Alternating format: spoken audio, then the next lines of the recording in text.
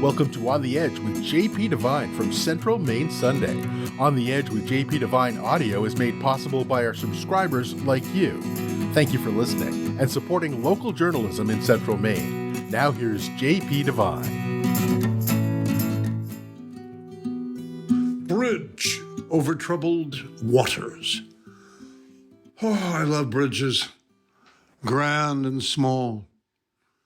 I love songs of bridges. Bridge over troubled waters, and Bobby Gentry's tragic ode to Billy Joe, who threw that baby off the Tallahassee Bridge. Oh, that always makes me cry. Bridges.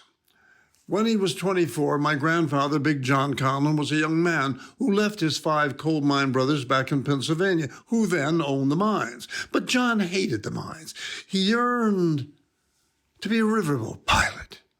So he ran away to St. Louis, and 2 years later, piloted his Delta Queen under the new magnificent bridge that spanned his river, a bridge that was built by Captain James Buchanan Eads.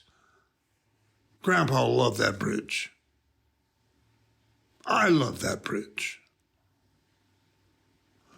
On its 100th anniversary, the New York Times architectural critic Ada Louise Huxtable described the Eads Bridge as among the most beautiful works of man. My favorite span was, of course, the great Golden Gate Bridge that linked San Francisco with Marin County on the other side of the persistent fog. Did I ever tell you the true story about what occurred on that Golden Gate Bridge in a rainstorm back in 1954 when 3 of my Air Force buddies and I were crossing to get a beer in San Rafael?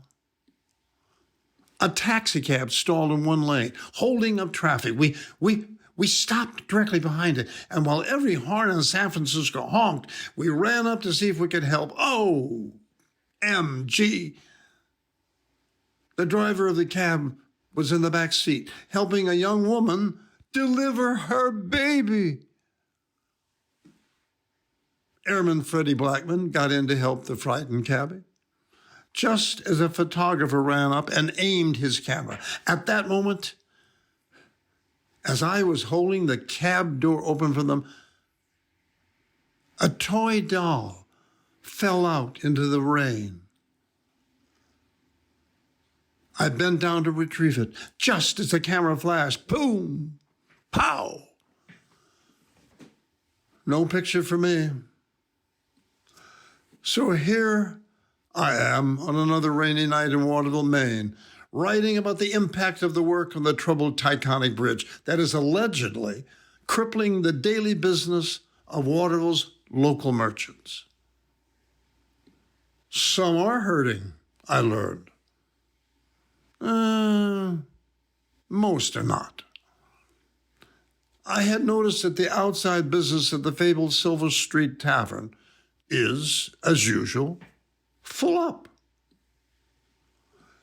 See, bridges, like your teeth, need constant care.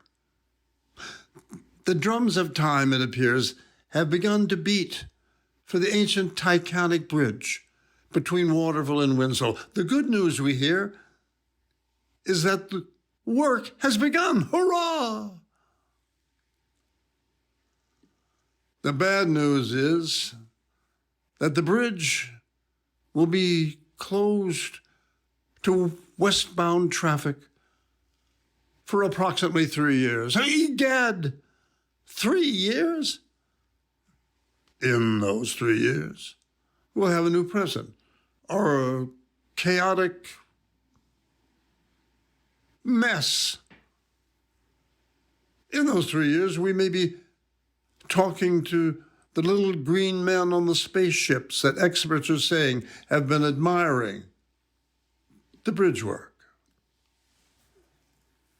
In 3 years, I will probably be entertaining you on another Sunday, or I may be a box of ashes or in a nursing home thinking I'm Tony Curtis or Olivia de Havilland.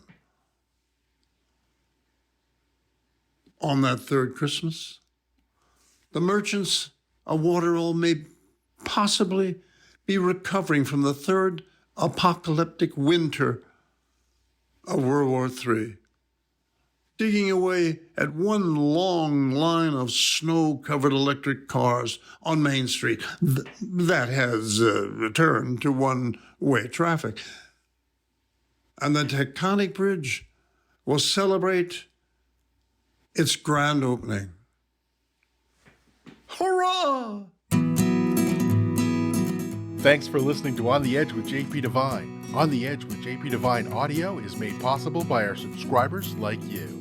Thank you for supporting local journalism in Central Maine.